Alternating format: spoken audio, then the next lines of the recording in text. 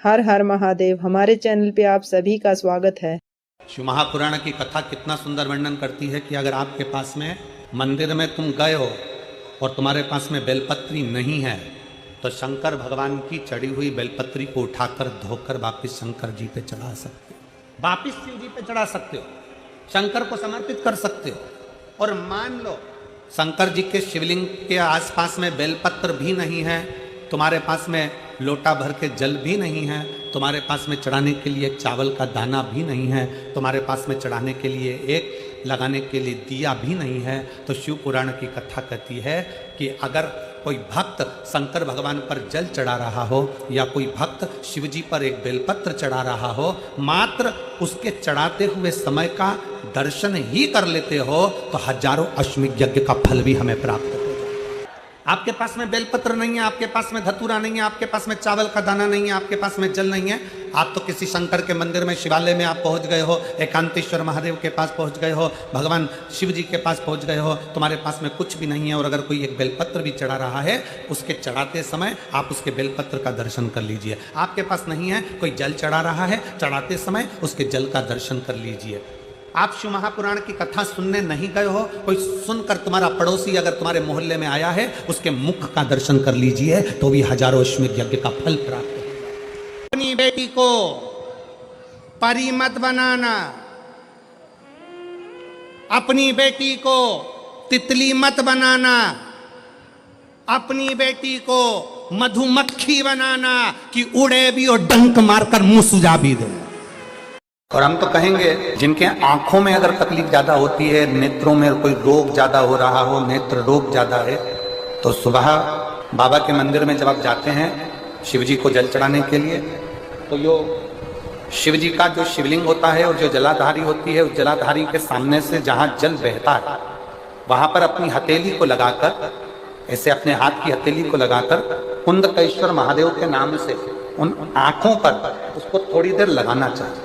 शिव जी को जल चढ़ाने के बाद हथेली को, जहां से पानी बहता है नीचे की ओर, वहां अपनी हथेली लगाओ हाथ, और हाथ लगाकर उस हाथ को अपनी आंखों पर थोड़ा थोड़ा देर लगाना प्रारंभ करिए।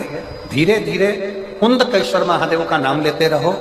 नेत्रों का कैसा भी तकलीफ होगी वो धीरे धीरे ठीक होना प्रारंभ होती जाएगी, नेत्र काम करना प्रारंभ। जो जैसा होता है वो वैसा दूसरे को भी कराता है।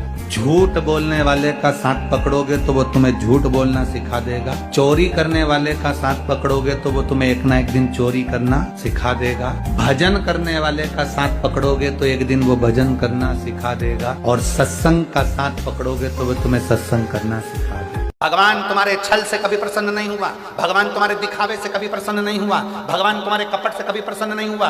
तुमने बहुत सारा अपने शरीर को मालूम पड़े चंदन लगा लिया, खूब अपने खूब सारा बाल बढ़ा लिया, खूब सारा वस्त्र भी पहन लिया, खूब आडंबर भी कर लिया, और सोचो कि परमात्मा तुम्हारे सामने प्रकट हो जाए। परमात्मा प्रकट नहीं होता। परमात्मा को प्रकट करने के लिए निर्मल मन सो मोहि पावा, मोहि छल छिद्र कपट ना भावा। तुम्हारा नूतन मन होगा, हृदय होगा, तो परमात्मा प्रकट हो सकता है।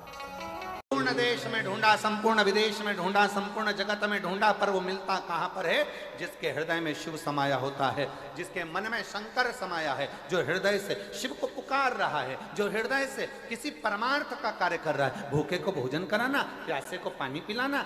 जरूरी नहीं कि आप बहुत बड़ा भंडारा करो, जरूरी नहीं कि आप बहुत बड़ा लंगर करो।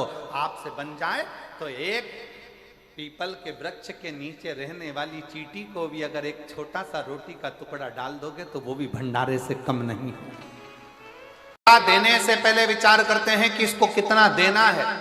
देवता देने से पहले विचार करते हैं इसको कितना प्रदान करना है। देवता देने से पहले विचार करते हैं इसको ज्यादा देना है, कम देना है, कितना देना है, कब देना है।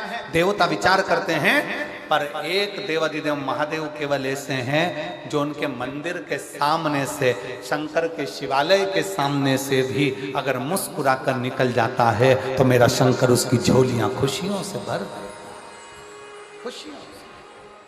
एक सूचना दे दें, जो रुद्राक्ष वितरण सीहोर में 2 महीने से बंद था, रुद्राक्ष महोत्सव के चलते हुए, वो रुद्राक्ष वितरण 25 मार्च से पुनः सुबह 10 बजे से शाम को 5 बजे तक कुबेरेश्वर धाम सीहोर में रुद्राक्ष वितरण 25 मार्च से प्रारंभ हो जाएगा, जो लगातार सुबह 10 बजे से शाम को 5 बजे तक वितरण होता रहेगा। जो लोग कुबेरेश्वर धाम जाना चाहते हैं वो लोग रुद्राक्ष वितरण 10 बजे से 5 बजे तक 25 मार्च से शुरू हो रहा है।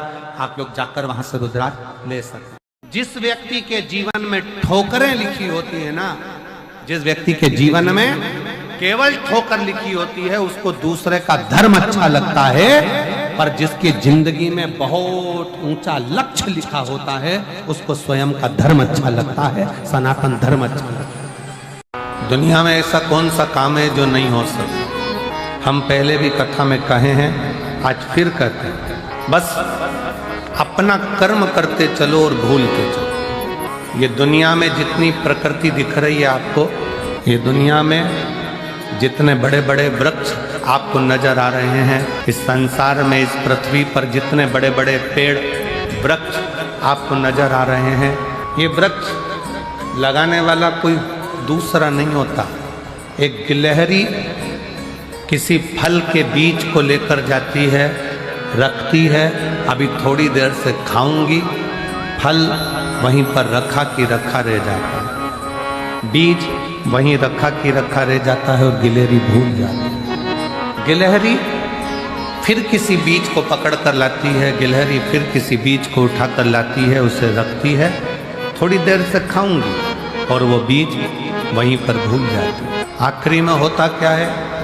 गिलहरी जो बीज भूल कर गई है, वही बीज एक दिन वृक्ष का रूप ले लेता है और दुनिया में फल भी देता है और छाया भी देता है। एक गिलहरी बीज को रखकर भूल गई, पेड़ बन गया, वृक्ष बन गया, छाया भी हो गई, फल भी मिल गया। गिलहरी बीज रखकर भूल जाती है और वो पेड़ बन जाता है, वृक्ष बन जाता है, छाया भी मिलती है, फल भी मिलता है।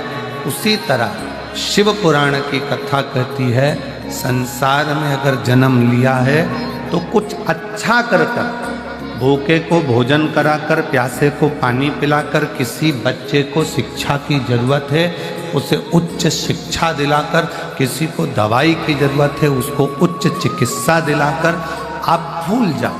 भूलोगे, एक ना एक दिन तुमने जिस बच्चे को पढ़ाया है, तुमने जिसकी दवाई औषधि कराई है, एक दिन वो आपके एहसान को चुकाएगा जरूर और आपके सामने आ